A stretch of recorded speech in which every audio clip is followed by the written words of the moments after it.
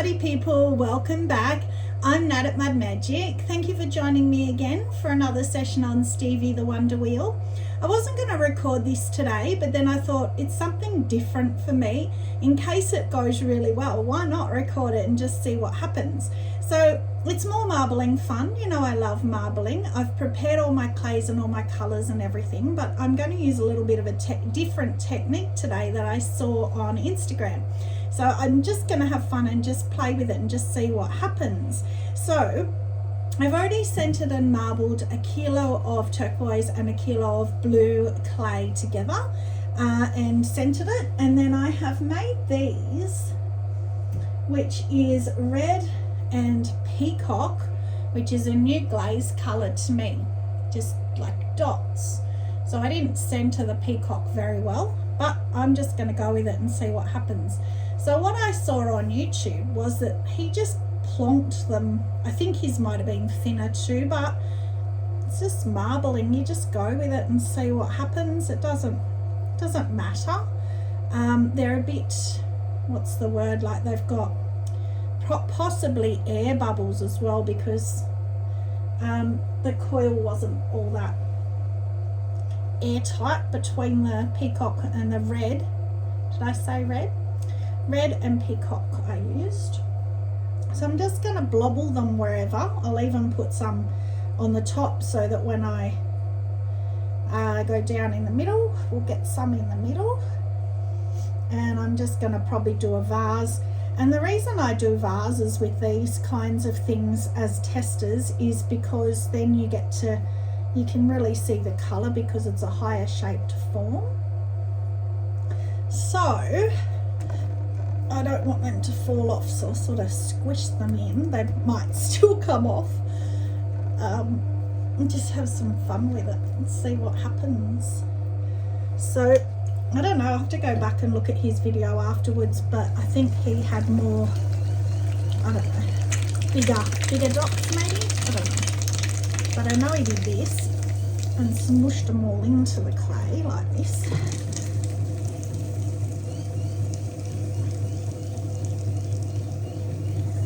And then, as I've said to you before, I don't cone up and down with marble clay, so it will have air bubbles inside.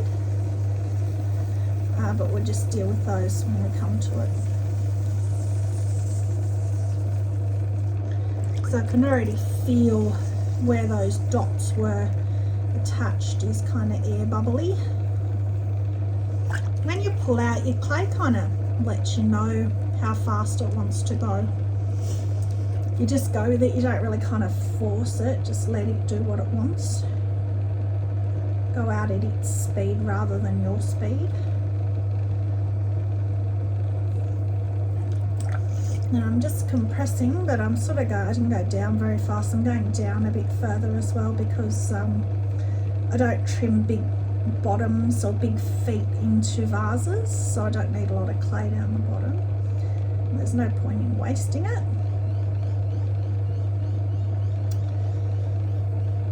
So I might as well have it in the walls.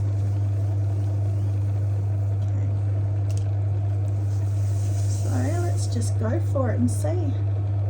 Can you see it? It looks really pretty smooshed like that, but it's going to be very different when fired, as a marbled clay always is. Being red, turquoise, blue, and the peacock, I don't know because it's new to me, but I think it's going to be a greeny, tealy kind of colour, but we'll find out when I do the counter unload.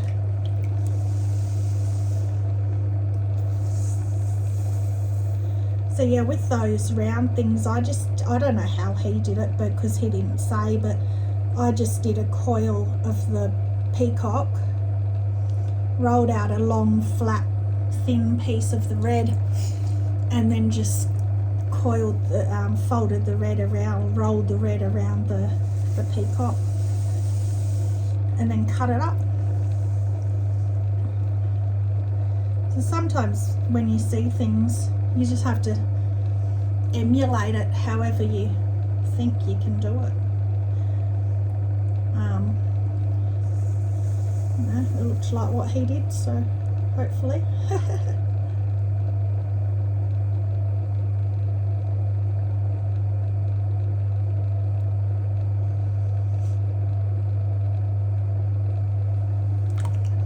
So yeah, did I say a kilo of each, and then the blobbles? So they'd be just over 2 kilos, about 5 pounds, I think, of clay, which is what I like. It's about the weight I like. I enjoy throwing. Although the last few times I've done those really big bowls, I've really loved them. The brown one, oh, when I get my Stevie Take 2 wheel, I'm going to do a throwing video with the brown. It was so nice to throw large with. If you're in Australia and struggling to throw large, try it with the Keaton's 33 buff clay. So nice to throw large with because it's a bit groggy, so it's a bit more stable than the white, which was very nice. I always throw with the white because I love the white, but it was nice. And if you look in my last kiln unload, you can see it come out of the kiln, and oh wow, did I ever not love it so much? Did I ever love it? Loved it. Not loved it. Loved it. I don't know. Loved it.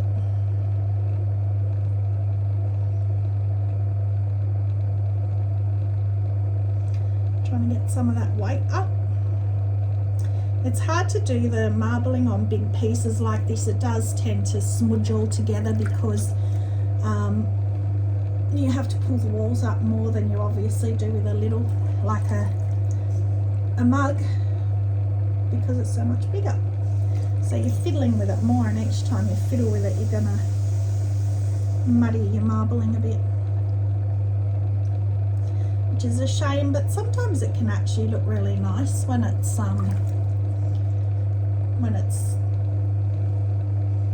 cloudy, I guess, is that the word? Cloudy.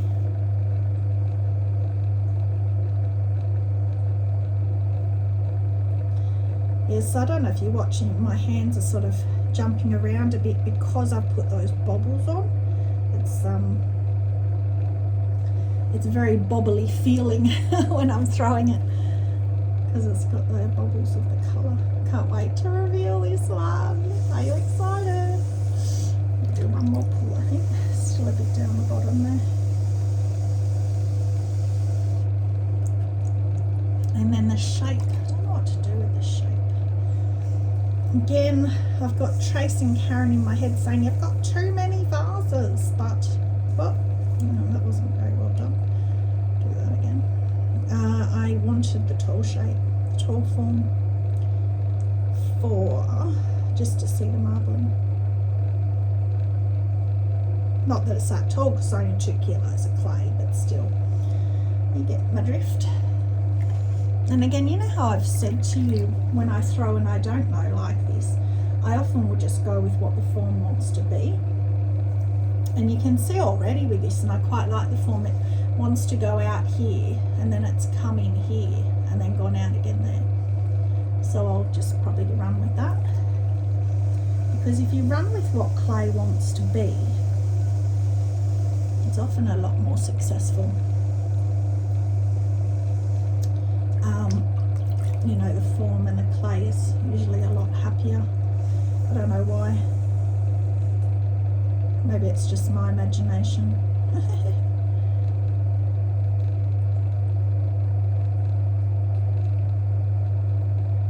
But I've tried before where I've had an idea in my head and I've had a form in my head and I've really tried to alter something to be very different because it's what I want in my head from before I started, and quite often it just doesn't work or it doesn't look as good. So, shall we reveal? Da, da, da. Let's get some of that off first. Just because, don't know why, just because. Get my rig down easy and then. Alright, so let's have a look at it. Where's my rig there? So look how milky and how boring that's looking, although close up it's quite pretty. It looks pink and purple, which it won't when it's fired, which is a shame sometimes. Let's go for it. Let's reveal. Marbling. Are you seeing it?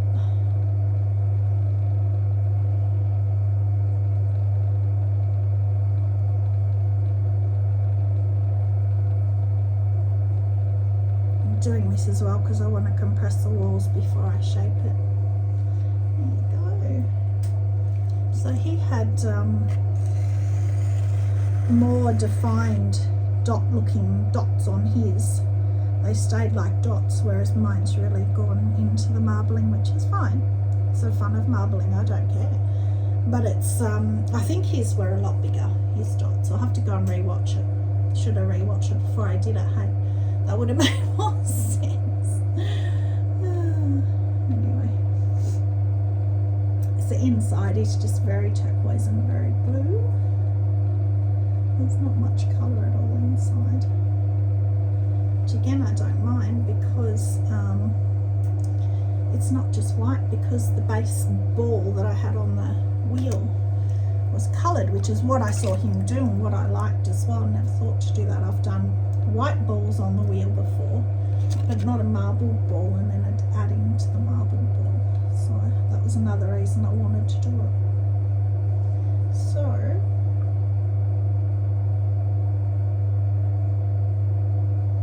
as I said to you before, if you can reveal your marbling, you know, you can do it at trimming as well, but if you can do it there, it's better.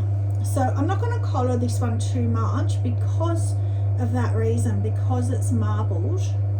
I want to be able to get inside when I'm trimming it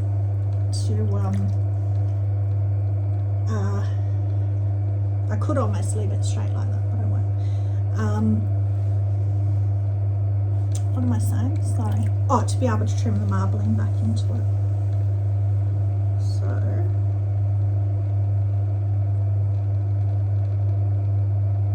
So I know you're probably saying, oh, now I'm making it all motley again, which is intentional because, well, I ribbed it because I wanted it to be stronger for this shaping part, not because I wanted the marbling yet.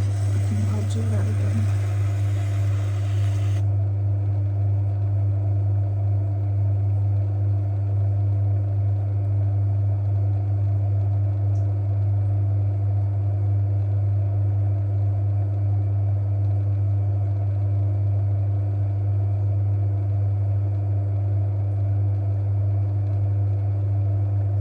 So again, I love having you guys, the camera there, because I can see if I'm happy with the form or not. And you can do it, well, I will, you know, I definitely recommend with marbling, trim it a lot, the entire wall, because it will reveal the marbling so much nicer. So even if you don't get it now, if you don't get the look now, if it stays muddy, you can get it at trimming.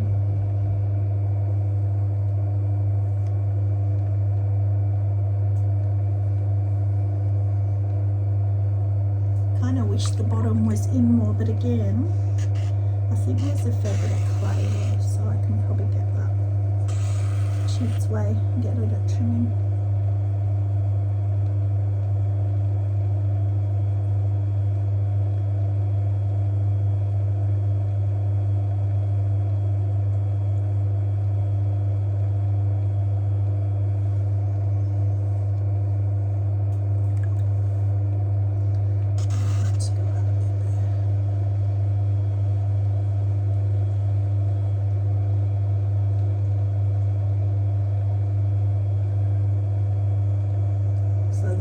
More like a straight line, like a angled line. So yes, what you can do if you want, so if you look at it now, look at how the form looks now.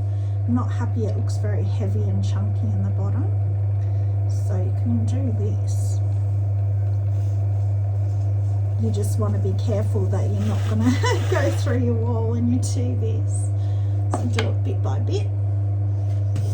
As with everything with pottery, go slow.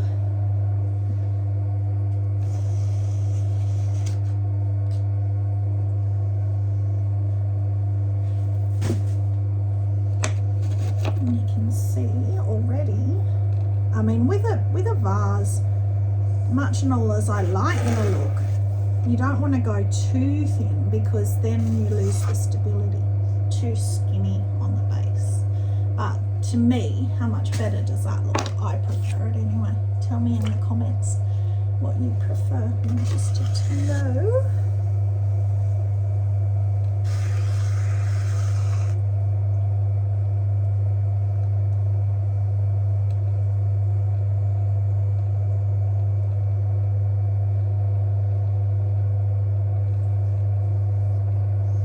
So then you can start working on the top.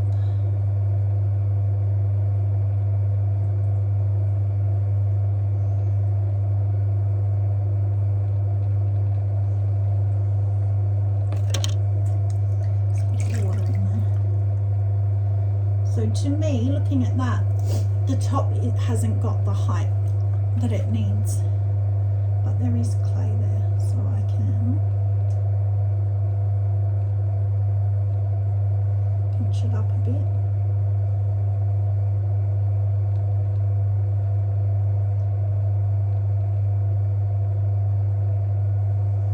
And again, it doesn't matter that I'm muddying it because you can fix it as many times as you like.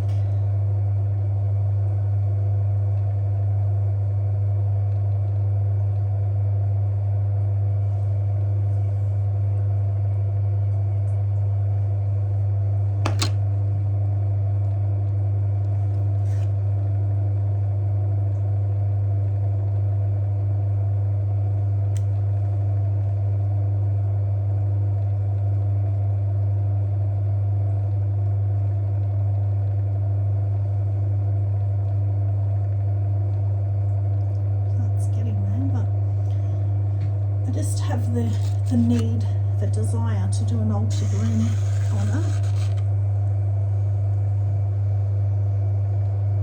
But that does make it harder to reveal the marbling when you're trimming it.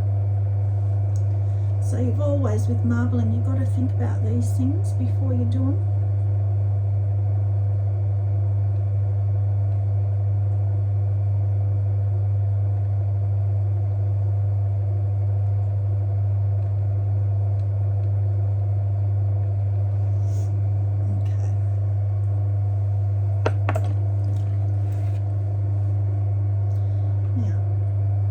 From the top here, you can see it's not, I'm not happy with how wide that is, so I'm going to collar that in a bit.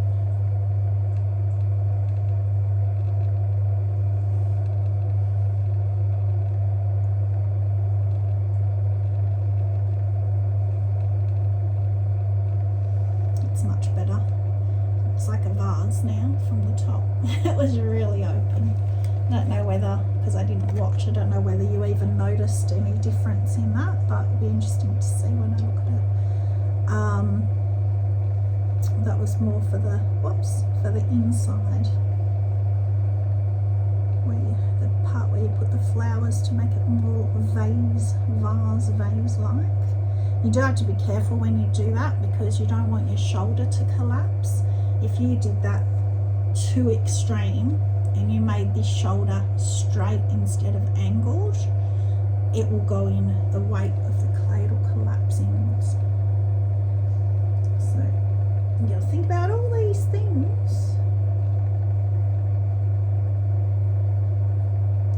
Alright, so I'm not gonna worry too much about that because I'll get it at trimming, but I'm going to alter it. I could regret this.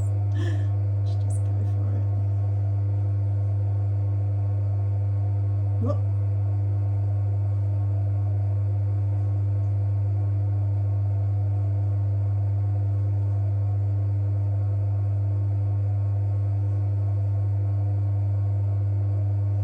Another thing you can tell me, did you prefer it before or after altering the rim? And I don't care what you say, I don't mind. Let me know. It's good to know. Market research, what you preferred.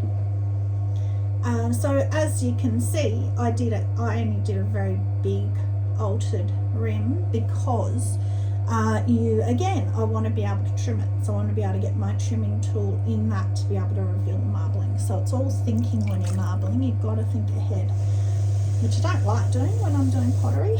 I like to let it be what it wants to be, but I've come across these obstacles so many times. So yay, so that's done. I'm really happy with that. So we'll see when it's fired. And that I'm looking forward to seeing that new peacock. But that is, yeah, there's no dots. It's all up here. There is. You can see that in camera. There's two there that have splayed out and become dots. My camera is perched very precariously today, so it could crash down. So I don't want to pick it up. So I'll bring this to you rather than the other way. So you can see right up there under the rim, there are two sort of extended red dots. Anyway, be interesting to see, because that's red, not pink, and peacock, turquoise and blue. So it'll be interesting to see how much darker that fires. I want to show you but it'll slide off because I've already wired it, so I'm not going to risk it. So those pieces are there waiting for me to grind them. So I also have some mugs to do, so I might as well keep going. One in particular that I wanted to do. Which way does this go? That way. Okay.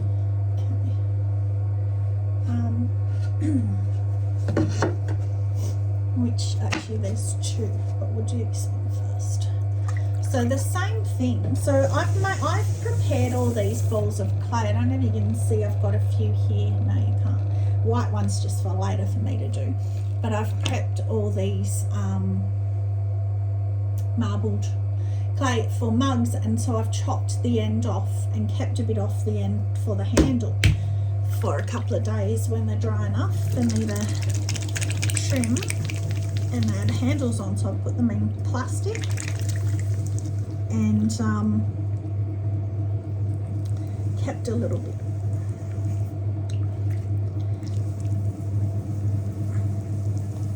So the reason I wanted to do this one was because it's still got a couple of little bits of that. Actually, I might do that on the other one. No, I won't. I'll do it on this. The other one's already got the peacock in it, so it won't show out. So I'll do it on this one. So again, this is the blue and the turquoise, and then because I've got some of these little balls left, which is probably going to make this quite a big mug, which I'm not opposed to because I like big mugs, as you know. So I'll just put them around the outside because there's not enough, which is fine. That's it. Push them in. So, you know, you know how I love marbling, so I'm always looking for new ideas. Well, not really actively looking, but if I see them, because I love doing it, I want to try it and see what I can create.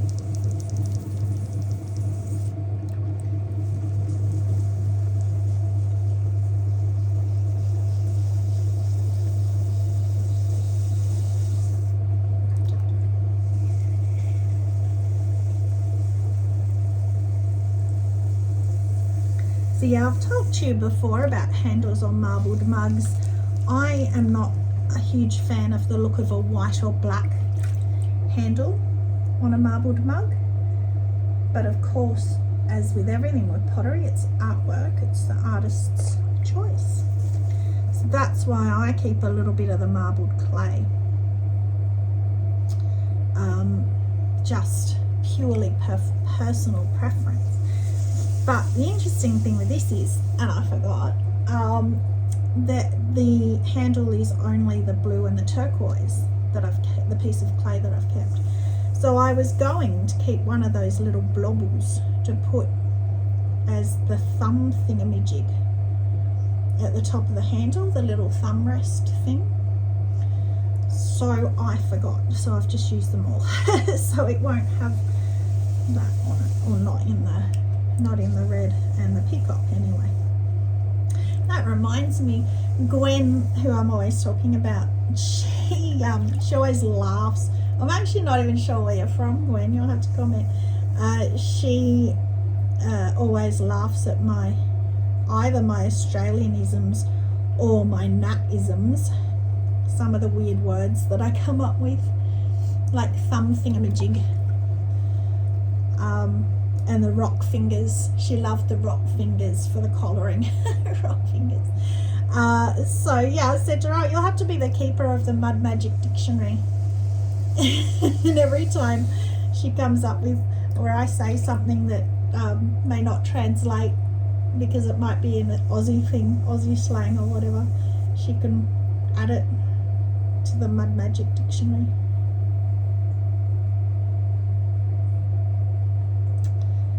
So that's pretty much done already. So as you can see, much less pulling, obviously being a small piece.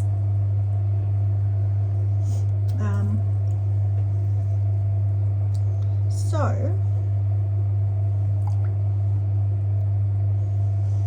I'll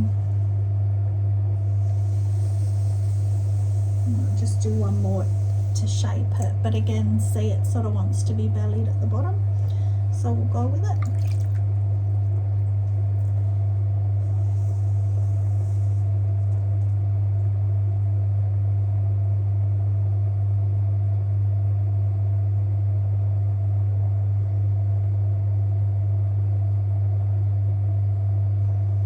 I think it's such a shame with marbling, because you know how much I love pastels.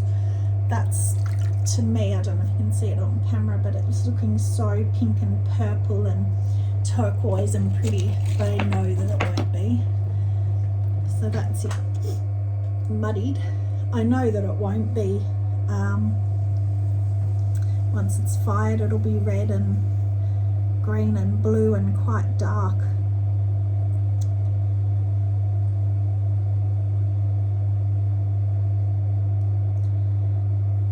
That's just what the stains do.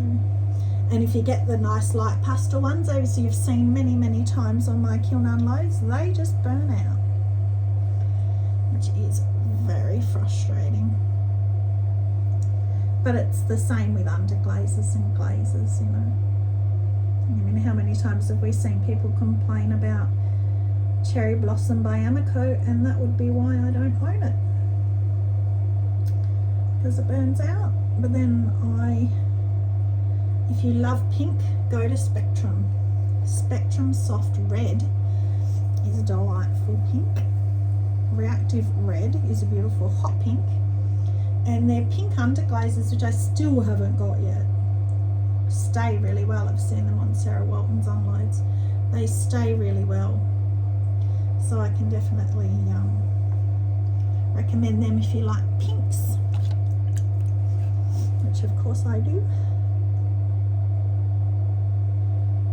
And I actually got the soft pink. So they have a soft red, the one that I use all the time, which is a soft pink, but they've got one also called soft pink. And guess what else I got? Here's a little preview for you. I got the soft green. Yes, I caved to peer pressure. I got the soft green. So I have, of course, me being me, done a piece. I don't know what it was. I think it was a mug. Yeah, it was a mug of all the softs. So I can't wait to see that. So soft red, soft pink, soft green, soft blue, soft aqua, soft, I don't know what else, pink, red. Yeah, anyway, all the softs. And it was, I'm sure it was all the softs that they sell. I got them all. So I put them all on this one mug. So I don't know if we're going to be able to tell the difference of which is which. But it's just me, typical me. Got them all, use them all on one piece. So I overlapped them a little bit and did like stripy, wavy lines. So I can't wait to see that. So that's that one done. As I said, I have got the handle. I have kept some for the handle, but not with the red and the peacock, just the blue and the turquoise. So it's going to be really interesting to see these fight. I don't know how the colours are all going to go together, because that one, the dots are all low. So the top is just turquoise and blue, but the bottom where the red is, in the middle here, is the peacock. So that has sort of stayed the circles and elongated like it did. See all of them all around. So here will just be turquoise and blue, and here will be red and the peacock. So that has done what he did, but he did a vase as well. But my vase, I obviously played with it a bit too much. Look at that swirl there, that's gorgeous. So we'll see that one come through.